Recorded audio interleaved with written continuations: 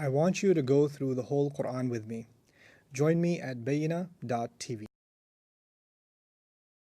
أعوذ بالله من الشيطان الرجيم ورسولا إلى بني إسرائيل أني قد جئتكم بآية من ربكم أني أخلق لكم من الطين كهيئة الطير فأنفخ فيه فيكون طيرا بإذن الله وأبرئ الأكمه والأبرص وأحيي الموتى بإذن الله وأنبئكم بما تأكلون وما تدخرون في بيوتكم إن في ذلك لآية لكم إن كنتم مؤمنين ومصدقا لما بين يدي من التوراة ولأحل لكم بعض الذي حرم عليكم وجئتكم بآية من ربكم فاتقوا الله وأطيعون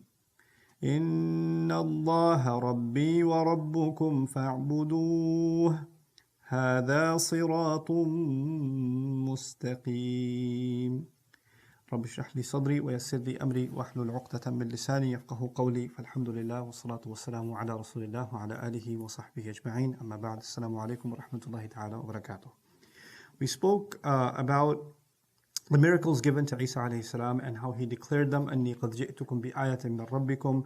We spoke about the shape, the shape of a bird that was blown into, and then the healing of the blind and the leper, meaning the terminally ill of skin disease. And I talked to you about the parallels that perhaps has to Israelite history, and how each of them is tied to some incredible miracle or some major historical event in Jewish history, in the history of the Israelites.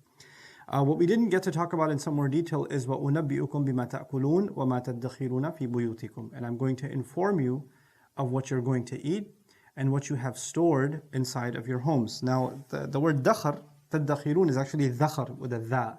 تَدَّخِرُون becomes تَدَّخِرُون. This is a principle in sarf where you fuse letters together that are similar in pronunciation. So you find, for example, in the Quran, وَلَقَدْ يَسَّرْنَا الْقُرْآنَ لِلذِّكْرِ فَهَلْ مِن مُدَّكِرٍ. Muddakir, the root letters are actually dhal, kaf, and dhikr.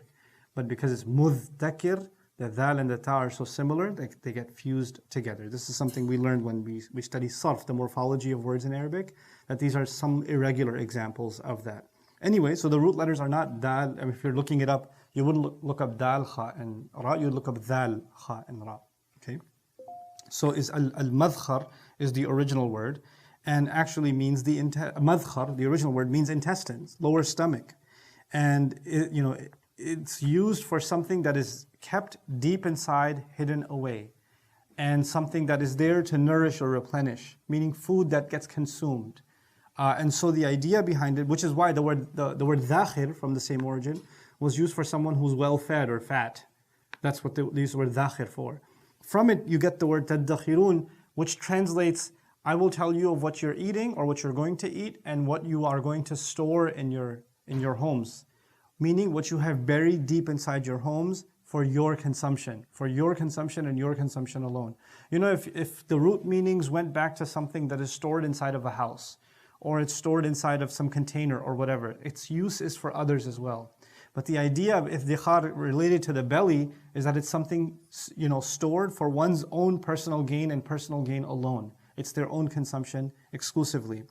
This perhaps is, there's ways to look at this. I mean, one obvious way to look at it is this is one of the miracles, move on. There's nothing more to it. The issue with that I see is that when he described all of this, he said, إِنَّ فِي ذَلِكَ لَآيَةً لَكُمْ. In all of that, there's an ayah for you. And when Allah says anywhere else in the Quran, there's an ayah for you. What does that mean? This is going to give you some direction, some guidance, something to reflect on, something to contemplate. Not just a proof. Not just a proof that I'm a prophet. Actually, even one of these is enough as a proof of him being a prophet, alayhi salam. But Isa alayhi salam is doing all of these different things, and at the end of that says, إِنَّ فِي ذَلِكَ لَآيَةً. Meaning this is something for you to contemplate. This is something for you to really think about. And so that statement at the end is not necessarily calling on all of the miracles of Isa alayhi salam, inviting some form of reflection. So that inna fi dhalika la'ayatan lakum kind of informs our way of looking at these miracles. So these are again my own thoughts on some of what these miracles might represent. You know, if you went to a corrupt leader among the Israelites and you told them, I know what you've been eating and what you've been storing.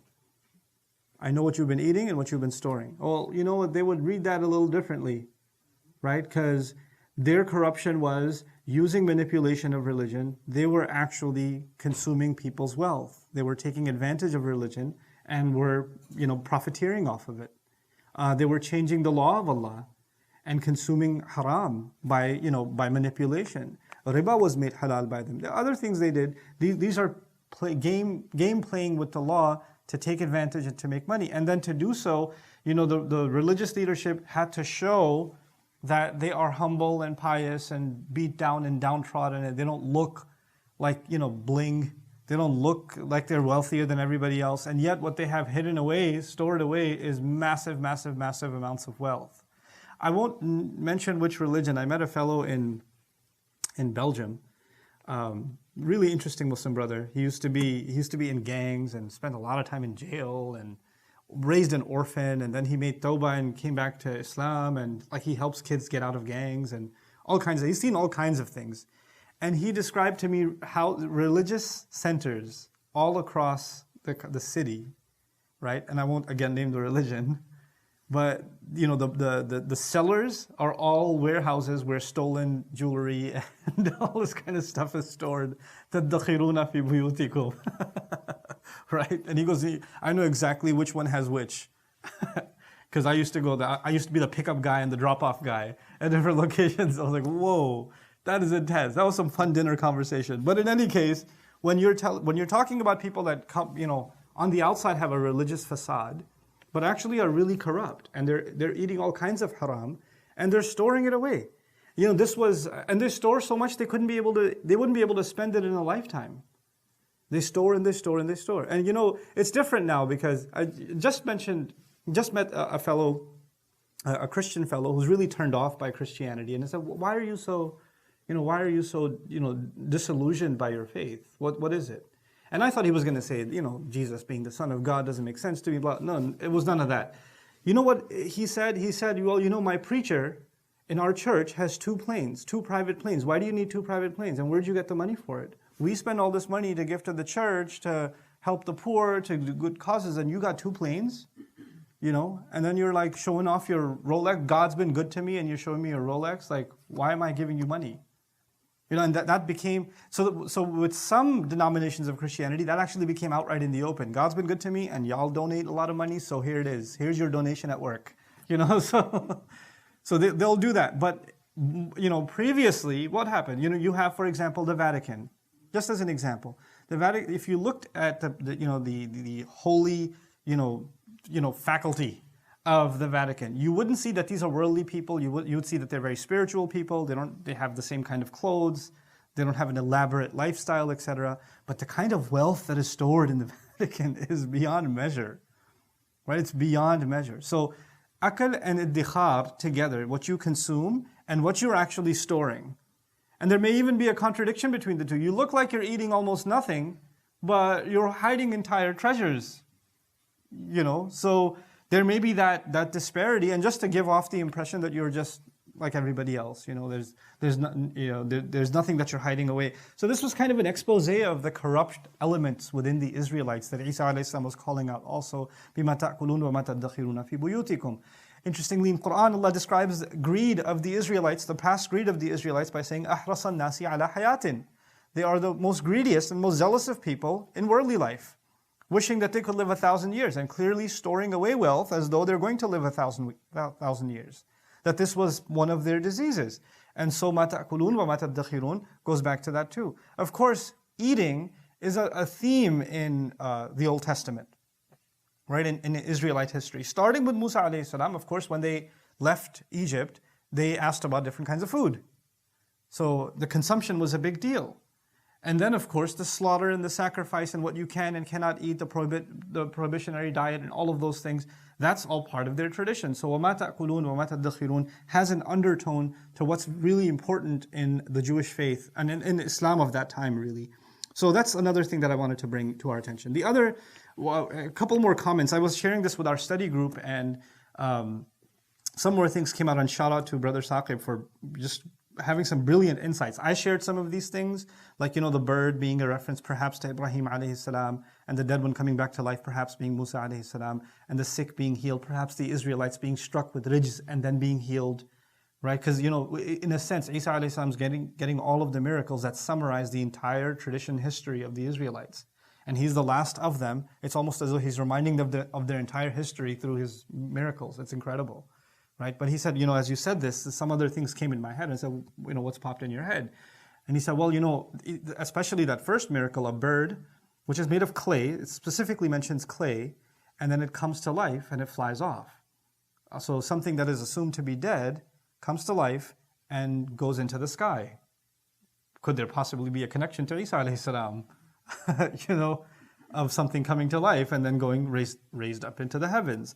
The other interesting thing is it's actually a cycle of life if you contemplate it. Again, shout out to Saqib for this one. It's very beautiful, and I found it very compelling. The first of these miracles is clay being brought to life, just like human beings are clay and we are brought to life.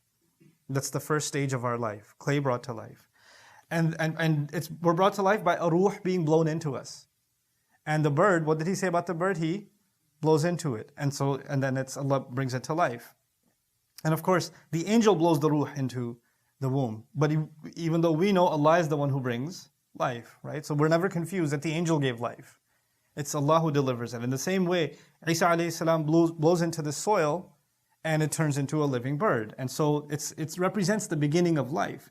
Then a baby can't really clearly see, and they're in a state of weakness, and weakness even in old age is like, blindness and sickness, and He's removing blindness and sickness, just like for us, Allah removes our weaknesses as we grow older and gain strength and reach maturity in our age. And so it represents actually coming out of weakness into strength, the healing that Isa alayhi salam did. And then beyond that, we're going to die. And then we're going to be brought back to life. And the next miracle is what? أُحْيِي الْمَوْتَى بِإِذْنِ اللَّهِ. I'm going to bring the dead back to life by Allah's permission. And so it's actually now, from birth, then gaining of strength and healing, and then death, and then resurrection again. And what's going to happen after resurrection? We are going to be informed of everything we had, all the blessings we had, and all the things that we did, all the things that we stored. Literally that we stored. And so what does he say? I'll tell you what you eat and what you're going to store. So it's profound that it's actually walking through the entire cycle of life through these miracles. And then if you look at that and then look at the end of this ayah, inna fi dhalika la'ayatan lakum, in all of that there's a profound miracle for you, profound sign for you. As if all of this is one lesson. How are you forgetting that you are heading back towards Allah? Innaka kadihun ila rabbika kadhan famulaqihi. You're going to be ending up meeting with your master. So this sabil, this path that is described in the miracles of Isa alayhi salam, if one contemplates, is really, really powerful. In kuntum mu'minin, if in fact you are all believers. As if the Israelites are acting in a way that suggests that they don't really think about meeting with Allah. That's not really on the forefront of their mind. And they're forgetting where they came from and where they're headed. And through these miracles, where they came from and where they're headed is being highlighted to them. So, in kuntum mu'minin, if in fact you are believers, actually suggests, if in fact you're claiming that you're the ones that have faith, then how come this realization doesn't reflect itself in your behavior, in the way you carry yourselves? How can this be iman? And notice the words in kuntum mu'minin are actually an echo from Surah Al-Baqarah. قُلْ بِئْسَ مَا يَأْمُرُكُمْ بِهِ إِيمَانُكُمْ إِن كُنتُم مُؤْمِنِينَ. What a terrible thing your faith tells you to do if in fact you are believers. وَلَا تَجِدَنَّهُمْ أَحْرَصَ النَّاسِ عَلَى حَيَاةٍ وَمِنَ الَّذِينَ أَشْرَكُوا. Immediately after, you'll find them the most obsessed with worldly life, even more than those who commit shirk. So again, materialism there was in the context of Allah saying, if in fact you're believers, and Isa alayhi salam challenging their materialism again, and then saying, if in fact you're believers, this is enough of a sign for you to make your way back. Now we get to the crux of our dars today, which is وَمُصَدِّقًا لِمَا بَيْنَ يَدَيَّ مِنَ التَّوْرَاتِ. There are some literary devices here that I can't help but pay attention to because I think they're very, very powerful. The word musaddiqan, from a grammar point of view, again, you notice that it's mansub, musaddiqan, as opposed to musaddiqun. And it is similar to rasulan. So you notice that in the 49th ayah, we saw rasulan, and now in the 50th ayah, we're seeing wa musaddiqan. So it's picking up from rasulan wa musaddiqan. Except here, wa musaddiqan lima bayna yadayya min at-Tawrat, I have come as a confirmation of what is right in front of me of the Torah. That's what Isa says. That's what Jesus says. I've come as a confirmation of what is right in front of me of the Torah. So the word musaddiqan is on the tongue of who? Isa alayhi salam. If you go back up to the 49th ayah, Rasulan is actually on the tongue of the angels who were talking to Maryam and said, Allah is going to teach him kitab, hikmah, Torah, Injil, and send him as a messenger to Bani Israel. And so this was actually the words of the angels. And now, as if that one sentence is continued with the word of Isa alayhi salam, I want to maybe help you understand this through a film example. I can't think of a particular film, alhamdulillah. But what I do want to tell you is, sometimes you have a scene where someone says to someone, go tell him this. Tell him, I'm going to kill you. Right? And the camera is, the first part of that is, go tell him I'm going to. And immediately the scene switches, and the guy he was telling is now already going to deliver the message, and the remainder of that sentence comes on the mouth of the one who's delivering it, kill you. Right? So the I'm going to came from the original source, and then the kill you part comes from the guy who delivered it and said it. And you as a viewer knows that that sentence means he said it to him, and then he went back and said it to him, but that half sentence thing was put together like that. You ever seen that? Like half the dialogue came from the mouth of one, and the rest of the half came from the mouth of another. It actually means they said exactly the same thing. They said exactly the same thing. So what that means here is, وَرَسُولًا إِلَى بَنِي إِسْرَائِيل, the angels many years ago were telling Mary, a messenger to the Israelites. But perhaps Isa alayhi salam also got up and said, I am a messenger to Bani Israel. And so the Rasulun is from the mouth of the angel, and ila Bani Israel is on the mouth of Isa alayhi salam, and وَمُصَدِّقًا لِمَا بَيْنَ يَدَيَّ is on the mouth of Isa alayhi salam. There's a switch, the cut scene, immediate cut scene into that to echo that the delivery of the news to Mary fulfilled and was actually lived by Isa alayhi salam. So it's a very powerful iltifat or transition that I wanted to pay attention to. Now, what does it mean to do tasdeeq? We've talked about this in Baqarah, but a quick recap of what's relevant here in this discussion. The Torah has many interpretations. The Torah, literally for any one rule, there are so many thousands of views, and so many hundreds of views, you could practically look at it in any way. Tasdeeq means I'm going to interpret it the way it needs to be interpreted, the true interpretation of the text. And it's got interjections, meaning people have inserted their opinion. And you know how in Quran, you have Quran and you have tafsir, right? And you'll never confuse Quran with tafsir. The ayah is the ayah, and the words of Qurtubi or Tabari or, Jalalain or Ibn Kathir or whoever else are separate. But in the Torah, the commentary on the Torah was like this. So you can't tell where the ayah ends and the interpretation begins. It's all written as one. So you couldn't tell which part is the word of Allah and which part is the interjection of the scholar or the one who's interpreting, etc., etc. This happened quite a bit with Torah. One of the jobs of Isa alayhi salam is to actually do tasdeeq, to verify what actually is Torah. What actually is Torah, what was added later on, may have been somebody's opinion and then it became part of, okay, that's Torah too. And it all just started getting into one. You know how now, if imagine a translation of the Quran or a commentary on the Quran where after every word there's a parenthesis, here's what this word means. And then the next word, parentheses, here's what this word means. But then imagine an ancient manuscript where the parentheses are gone. Wouldn't that become a problem? Like that would be seriously, where does the text end and what's the comment and what's the word of Allah? That's actually what happened. So my job is to restore the original Torah and to confirm what I have. Now you'll appreciate the next words. I myself am a confirmation of Torah. It's not Injil is a confirmation of Torah. Quran is a confirmation of Torah and Injil. Injil is a confirmation of Torah. But he's not saying my revelation is a confirmation of previous revelation. He's saying I myself am a confirmation of previous revelation. Now, that's a big difference. That's actually not just saying what I'm teaching you, but the way I'm living the Torah. I'm actually a living embodiment of the Torah, is what he's saying. What I'm doing, how I'm living, is actually what the Torah is supposed to look like. So, and in that sense, he's saying, I have been sent as a confirmer of Torah. I am the living sidq, tasdeeq of the Torah. It's similar to how the Prophet was described, right? Al-Qur'an yamshi, the Qur'an walking around. So it's essentially, Isa is Torah walking around. Okay?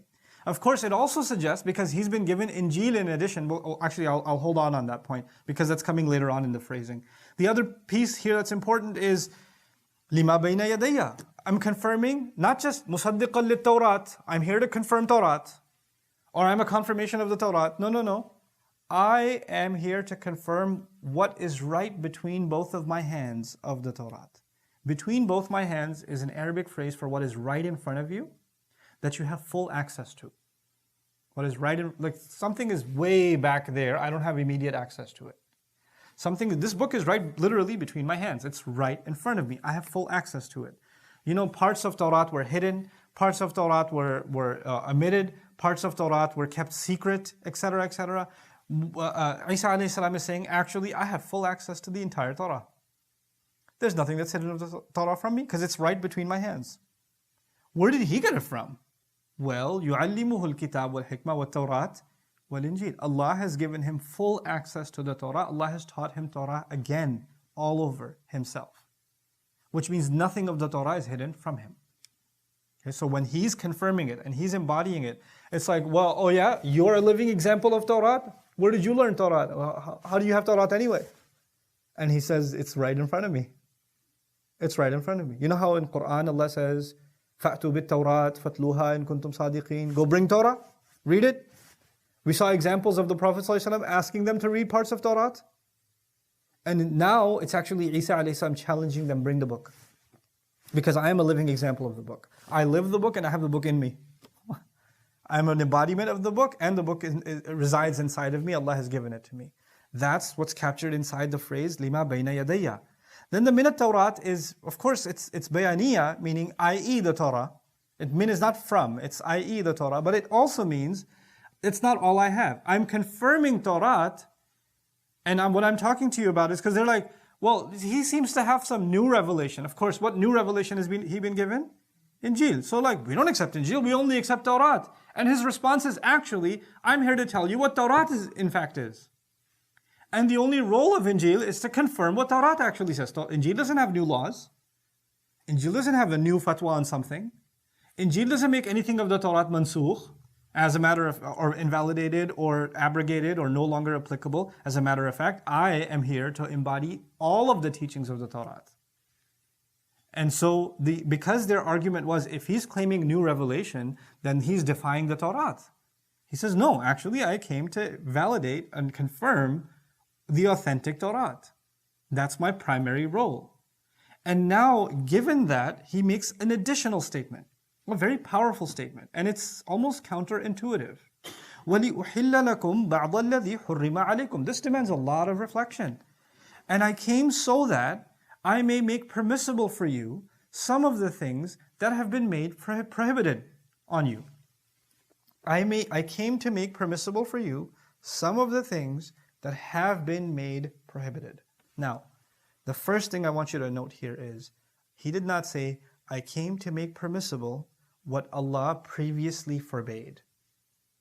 Allah is not mentioned in the equation.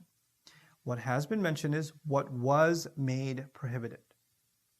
What was made prohibited. That's the passive form. Okay? And the making of halal is actually active, meaning I have come to make permissible. I have come to unleash. Literally, hulul means, halul uqda means to untie a knot. I have come to untie or unleash some of the things that have been bound on you, meaning some of the things that have been made impermissible over you. The question then arises when somebody says, hey, this has been made unlawful, or this was made illegal. The question arises, who made it illegal? Of course, when you think of something made illegal, you think the authorities made it illegal. The government made it illegal. The court made it illegal. The constitution made it illegal. You think of a higher authority that makes things legal and makes things illegal. In the case of Jewish tradition, in the Israelite tradition, it wasn't just Allah that makes halal and haram. Who started making things halal and haram? The ulama did. And they started adding to a list of things that are haram. So, as time passed by, their fiqh books, their jurisprudence books had this is impermissible, this is impermissible, this is impermissible, this is impermissible, and you don't even know where it came from. Why are we not allowed to do that? Where did that come from? The ulama have said. Where did they get it from? Don't ask those questions. They just said it, just follow it. It says, it's right there, it says the fatwa, it's impermissible. What do you mean? In other words, prohibitions they were very, very adamant about prohibitions, yet they couldn't tell where they came from. If they asked, if really probed, they couldn't be, because it's majhul. Hurrima alaykum. Not haram Allah. Can you actually say, literally, Allah made this haram? No. But it's haram still. Why? Because our shaykh said, well, why'd your shaykh say it? Oh, who are you to question our shaykh? So the list of haram got very, very big.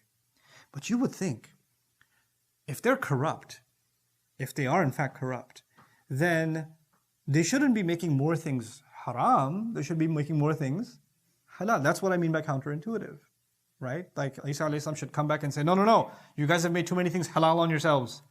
You need to go back and become more restricted on, go back to being conservative again. You guys got too liberal, But it seems the opposite.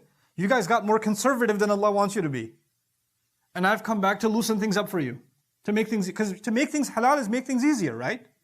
And to make things haram is to make things harder. And it seems that their problem is they want to be more conservative, more obedient, more restricted in life. Why?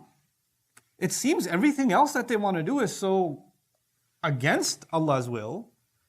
But making more things haram, by the way, you think of it this way, nowadays if you find somebody who's very strict in their Islam, people that we think of very strict in their Islam usually means they have, most things are haram for them. Right? They're really big on like almost, if in doubt, it's haram. And they're very limited in the way they can behave and move around. And the more strict they are in that way, the more haram they impose on themselves, you would think, the more religious they are. And that seems to be the case here, that they've imposed so much on them that clearly they must be religious people. They must be closer to God because they have so much impositions on themselves. This is actually part of the facade that Isa alayhi salam came to break. This is a smokescreen. This is a disguise. And the way to describe this disguise is, it's an old Urdu phrase. I don't even remember the Urdu of it, but the meaning of it is ridiculous. So I'll share the meaning of it with you. The hunter is obsessed with killing the mosquito while the elephant quietly escaped. The point is, if you get what I'm trying to get at, is you are so nitpicking about the minutest details and splitting a fatwa into a fatwa, into a fatwa, into a fatwa about what is halal and haram, and while at the same time some of the biggest disobediences to Allah slip right by. No problem. Right? And so you have, well, is it halal for you to wear a colorful ihram? Or is it, how much hair do you have to cut? Or what do you have to do? I cut my nails, but when I was cutting, I bled a little. Does that mean I have to slaughter a goat? Or, you come up with give me a fatwa for just the most technical details of the law. And yet, your wife was not given her mahr. And your daughter was not given her share of the inheritance. And that's okay. And, oh no, your hair is showing. Your hair is showing. The hijab is to cover your hair. Astaghfirullah al-azim. And that's okay. But ghiba all day. All day. Backbiting, just destroying somebody's dignity. But the hijab is perfect. So what happens then? They look religious. And they make a lot of things haram. And they're very strict about those people. I mean, some people, subhanAllah, they come to these conventions and they dress like this and they talk like this. And how are you even praying? Your hands were over here. Your hands are supposed to be here. Dude, if you're praying next to me and you're thinking about my hands, then there's a bigger problem than my hands. That actually literally happened to me. I was at a masjid one time, and after we said salam, the guy next to me says, "Your salah didn't count." I was like, "Oh, why didn't it count?" He said, "Well, your elbows were out. Your elbows are supposed to be in." I was like, "Oh, well, thank you." And I was like, you're like, I mean, the guy is taller than I am, so he's really looking down on the elbows This is what Isa a.s. came to call out. You've made a bunch of things haram that are not the most important thing, and you pick on them and pick on them and pick on them. And as a result of that, some of the greatest evils that the religion came to prevent, you don't even notice. They just happen and no big deal. Financial crimes, no big deal. Corruption, no big deal. Backbiting, slander, no big deal. And this sounds like an ancient disease that we have no exposure to. Right? It's an Israelite problem. Why would we have this issue? وَلِيُحِلَّ لَكُمْ بَعْضَ الَّذِي حُرِّمَ عَلَيْكُمْ. What is Isa a.s. saying? Isa a.s. saying, if you go back to the original book of Allah, if you go back to Torah, the original, that I'm confirming with the way that I live, then you will find that the huge list of hurumat that you made is not a huge list at all. The huge list of prohibitions that you made is mostly puff. It's nothing. Let me tell you a story from the Bible. It's going to be hard to understand because it's, the Bible's language sometimes is ambiguous, but I'll explain at the end.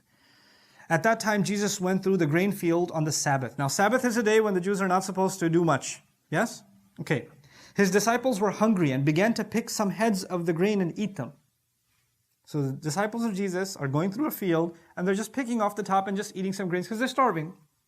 When the Pharisees, which means the religious leaders, saw this, they said to him, "Look, your disciples are doing what is unlawful on the Sabbath." He answered, "Haven't you read what David did when he and his companions were hungry? He entered the house of God, and he and his companions ate the consecrated bread, which was not lawful for them to do, but only for the priests. Or haven't you read the law that the priests on Sabbath duty in the temple desecrate the Sabbath and yet are innocent? I tell you that something greater than the temple is here. If you had known that these words mean, 'I desire mercy, not sacrifice,' you would not have condemned the innocent, for the Son of Man is the Lord of the Sabbath." The Pharisees seem to have been overcautious. This is comments now. The Pharisees seem to have been overcautious in applying the commandment from Exodus, meaning the observing of the Sabbath, right? The Exodus 34:21. 6 days you shall labor, but on the seventh day you shall rest. Even in plowing and harvesting seasons, you must rest. Meaning there's not going to be any work, you're not going to plow the fields, etc. The disciples weren't plowing. What were the disciples of Jesus doing? Were they harvesting? They were just eating. That's all they did. They were just picking a few grains for themselves, so they weren't breaking the Exodus command. But the Pharisees, being uber cautious, had decreed that even that should be prohibited. And so Jesus doesn't challenge their interpretation directly, rather he quotes the scripture back at them to show that you can go against what is deemed lawful for the sake of mercy. Far more effective. If someone has had intimacy with their spouse, then they can't just make wudu, they have to take a shower.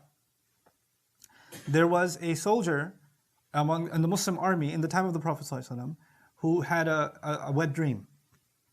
Okay, so he was aroused and he had a wet dream, which requires that if he's going to pray again, he has to shower. But he was also injured in battle, so he had a head injury.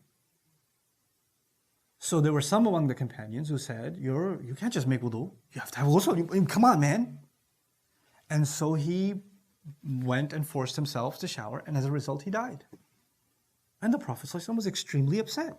What have you done? What in the world have you done?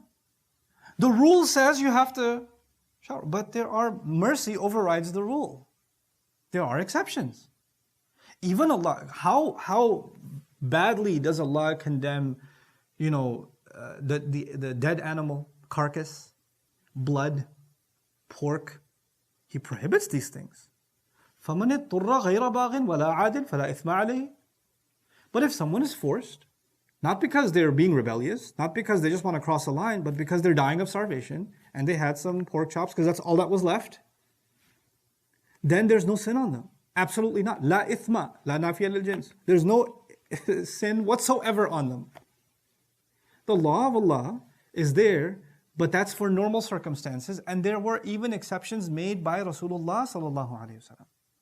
Think about the woman who committed adultery, came to the Prophet sallallahu alaihi wasallam and said, Ya Rasulullah, I committed adultery. Punish me. He says, go away. I don't want to hear you. Go away. He, sallallahu alaihi wasallam, received the law of Allah. He received the law of Allah. No one will implement the law of Allah better than the Messenger of Allah, sallallahu alaihi wasallam.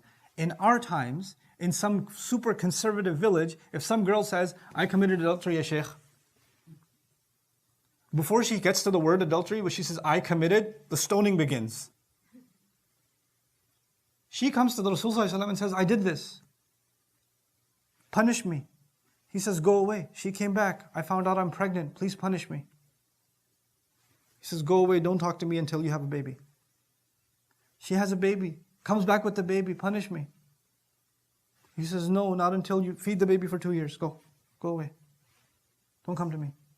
She comes back with bread in the baby's mouth to show the Prophet that she doesn't need to feed him anymore. Can you punish me now? The Prophet ﷺ is trying to push her away, push her away, push her away. Why? He says, Rahmatan lil Alameen. He's Rahmatan lil Alameen. And there are some people who think the only way Allah will be happy is when they're punished. They're more conservative than Islam. You're more religious than your Prophet. That's not Islam. Some things Allah made halal, and He did that for a reason. And that's something that is in the essence of the book. It's in the core, in the heart of the book, there's mercy. There's room. And that's what prophets embodied. You know? Even the Prophet's instruction was, don't seek to execute the punishments of Allah. Don't do that. Don't seek out, when can I implement the whipping? When can I implement the stoning? When can I implement the cutting of a hand? When can I... No. Umar bin al-Khattab, radiyallahu ta'ala anhu, in his time, he suspended cutting the hand. Why? It's a law of Allah. And it's not even some early law of Islam. It's in Surah Al-Ma'idah. One of the last revelations. How are you just going to just suspend the law? Yeah, suspend the law. There's a reason to do that. You know? وَلِيُحِلَّ لَكُمْ بَعْضَ الَّذِي حُرِّمَ عَلَيْكُمْ. But there's another dimension to this. Not just the law of Allah where actually things are halal and haram and how we're supposed to implement that. But there's another dimension. You see, something is haram. Maybe this one thing is haram. And what we do is ihtiyat. Ihtiyat means we're going to create a circle around it and say everything that's even within 10 miles of this is haram too. Okay? So, and we do this because we want to protect ourselves, right? So we say, no, I know this isn't haram, but everything around it, we're just going to create a gigantic circle and say all of it's haram. So, you know, to give you an example of that, adultery is haram. Zina is haram. But zina doesn't happen overnight. Two people have a relationship, it goes out of hand, they don't get married, they do something wrong, etc. So you know what? We're going to prevent that from happening. Women should not drive. Haram. Because if they drive, then they might go to the mall. And if they go to the mall, the guy at the store might like them, and and then zina is going to happen. So the better thing to do is to not let them drive. Well, it's a smart fatwa because we're protecting. I mean, we're not saying driving is haram, but we're saying if we let that happen, then haram will happen. So we're being extra cautious. Now what happens when you become more cautious than Allah and His Messenger? Because that's what that is. If something was actually dangerous, who would know it better than you and I would? Allah and His Messenger would. And they would have told us, this is bad for you. You can't do it. You with me? But we say, well, Allah told us this is red alert, code red. Let's start putting the barbed wire around code green. and yellow and orange, all of that. Don't even get into the yellow. When someone steps into yellow, astaghfirullah, la hawla wa la quwwata illa billahi al-aliyyil azim. You sat at a dinner table? And there were other people there? Astaghfirullah, astaghfirullah, astaghfirullah, astaghfirullah. I'm gonna go make umrah for you. Because this is the same Quran that says, لَيْسَ عَلَيْكُمْ جُنَاحٌ أَن تَأْكُلُوا جَمِيعًا أَوْ أَشْتَاتًا. It's okay if you eat together, if you eat apart. Some people so conservative that if they're sitting at the same table and a guest came, and there's women in the house or whatever, and they're sitting at the same table and a guest came, a male came, and they sat at the same table, astaghfirullah.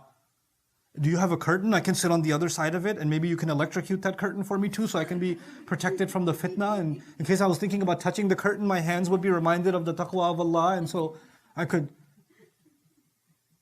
You know, when you do that, when you create more and more and more prohibitions, in order to protect yourself, the intention may even be good. You know what happens? Let me tell you what happens. What happens is, these prohibitions are unnatural. The prohibitions Allah actually gave us are natural. They correspond to our fitrah. Allah knows, أَلَا يَعْلَمُ مَنْ خَلَقَ. Doesn't He know who He created? Allah knows who He made. So He makes us stay away from things that are actually filthy. وَيُحَرِّمُ عَلَيْهِمُ الْخَبَائِثِ. Allah prohibited actual filthy things. But when we start taking things that aren't in and of themselves filthy, aren't in and of themselves evil, and we start prohibiting them too unnecessarily. And I'm not saying caution isn't important. Caution is something else. Kitab is something else, hikmah is something else. That's actually the difference. And I'll get to that last. But right now, just listen to this part. If you start making illegal things that Allah did not make illegal, then what happens to people? One crime, they start equating what Allah prohibited with what people prohibited, and that is a major sin. Because only Allah owns the right to prohibit something. And to use the word haram for something other than what Allah used it for is actually trampling on the sacred. قُلْ مَنْ حَرَّمَ زِينَةَ اللَّهِ. Tell them, who dare make haram what Allah made beautiful? The beauty that He, الَّذِي أَخْرَجَهَا لِعِبَادِهِ, the ones that He pulled out for His believers, for His servants. هِيَ لِلَّذِينَ آمَنُوا. This is for those who believe. Who's going to make that haram? Now, there's a difference between saying something is haram and something is a bad idea. You with me? Not every halal thing is a good idea. Okay? So if, your son wants to go out in the middle of the night, midnight, your 18-year-old son says, I'm going out. Where are you going? Just going out. No, don't go. Oh, is it haram? I can't go? Is there an ayah of the Quran that says 11:45 I shouldn't be going outside? No, there's no ayah, there's no hadith. That's not a problem of kitab, that's a problem of what? Hikmah, wisdom. The problem becomes in the minds of the people. Then, unless it is prohibited in the law, it's completely fine. And the only way you can stop people from doing something is tell them it's haram. It's a huge mistake. It's a huge mistake. This is what happens when kitab gets separated from hikmah. This is what happens.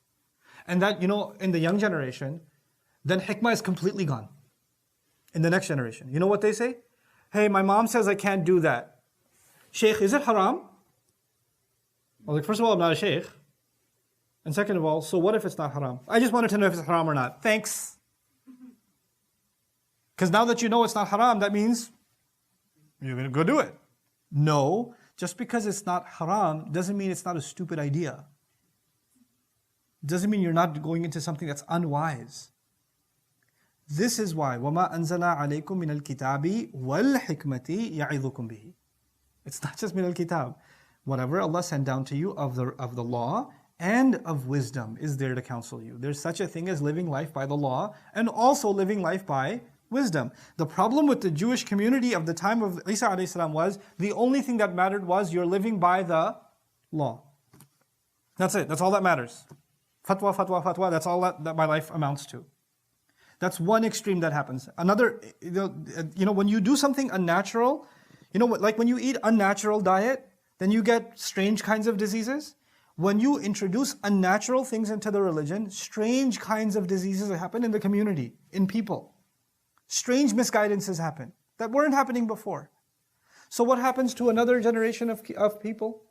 They say, man, as soon as I came up of age, all I've been hearing is most things are haram. This religion just doesn't let me live a normal life. Nothing is allowed. I just met a brother who took Shahada maybe 5-6 months ago. He reached out to me on Facebook. We started talking, Hispanic fellow. And he tells me, man, I went to the masjid and I had a haircut and somebody told me my haircut's haram. And they're like, this is against the sunnah of the Prophet ﷺ, and I'm going to go to hellfire because I have this haircut. And I'm just thinking, all I did was do a haircut. I didn't know the Prophet was so angry at haircuts. And he's really genuinely confused. And I'm like, you're fine, bro. You're fine. It's okay. Don't worry about it. And then he comes to me another day. He was wearing a baseball hat. Just a baseball hat. He's like, this is haram. This is imitating the kuffar. It's haram. I don't even know where to begin with those. What, a turban is more Islamic to you? Is that closer to Islam to you? Because Abu Jahl wore a turban. What, is a thobe more religious? Because the worst enemies of Islam, Walid ibn Mughira wore a thobe. Is that Islamic clothing? When the Sahaba went to Rome, they dressed in Roman clothing. Nobody said to them, you're dressed like the kuffar. A baseball hat? This is what happens when you expand the scope of haram. You know what happens? People that were coming into this deen start walking away. This is the opposite of what the Prophet advised when he went and said, sallallahu alaihi wasallam, to introduce people to Islam. Yassira wa la tu'assira. Make ease, don't make difficulty. The list of what is haram is already clear.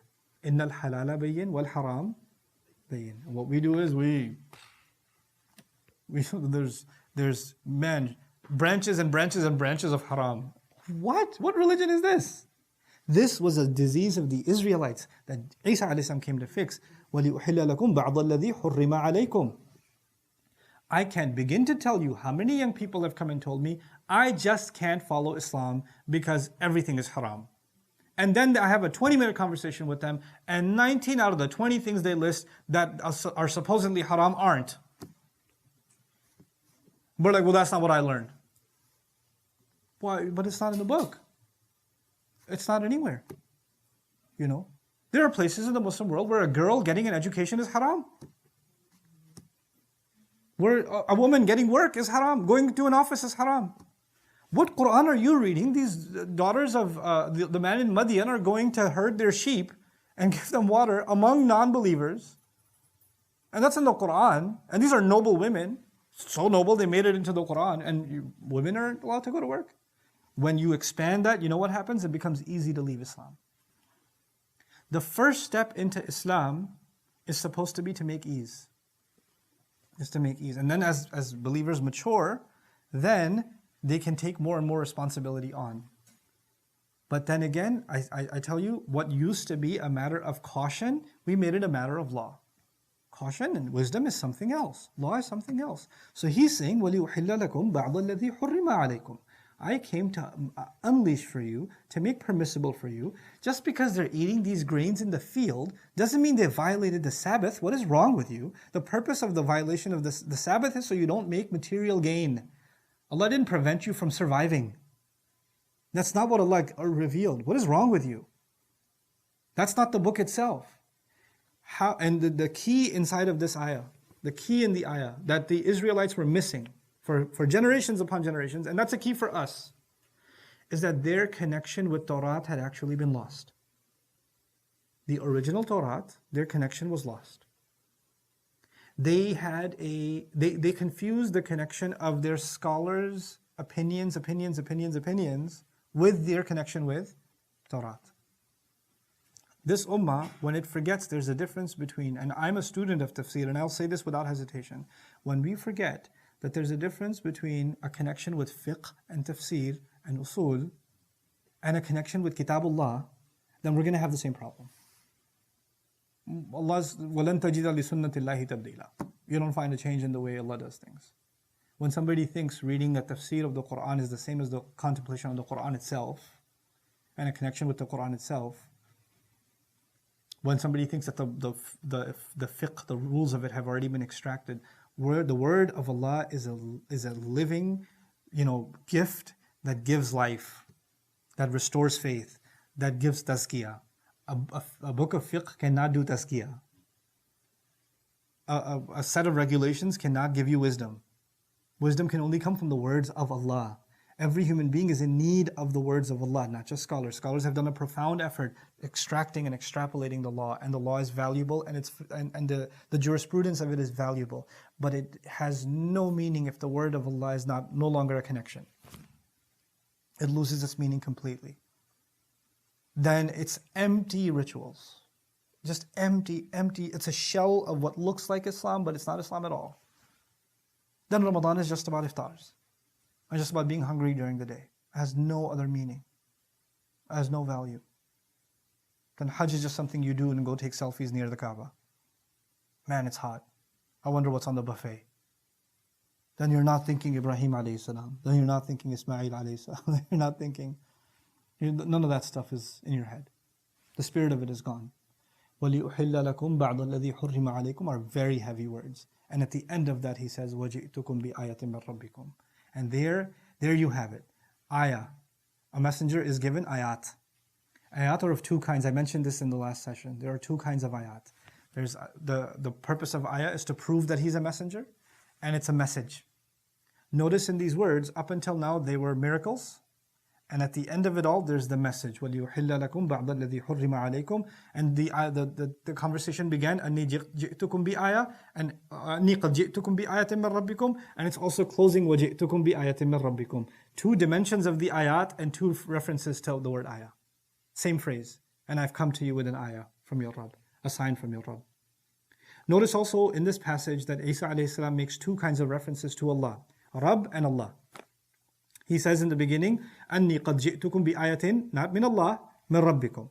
But then later on he says, أَنِّي أَخْلُقُ لَكُم مِّنَ الطِّينِ كَهَيْئَةِ الطَّيْرِ فَأَنفُخُ فِيهِ فَيَكُونُ طَيْرًا بِإِذْنِ اللَّهِ. Not إِذْنِ رَبِّكُمْ, but إِذْنِ اللَّهِ. And then وَأُبْرِئُ الْأَكْمَهَ وَالْأَبْرَصَ وَأُحْيِي الْمَوْتَى بِإِذْنِ اللَّهِ. So Allah, Rabbikum, Rabbikum. Right? So two references to the word Allah, two references to the word Rabbikum, and it's perfectly symmetrical, but there's more going on here that I'd like you to know. When he refers to Allah as Allah, he's actually highlighting Allah's sole right to be worshipped and his tawheed. Meaning, looks like I'm giving life, but only Allah gives life. Don't attribute divinity to anyone else. When we're talking about the question of divinity, the word Allah will come up. When we're talking about the question of authority, who has ultimate authority over you? I'm telling you these things because my master has told me to tell you. And he's not just my master, he's your master too.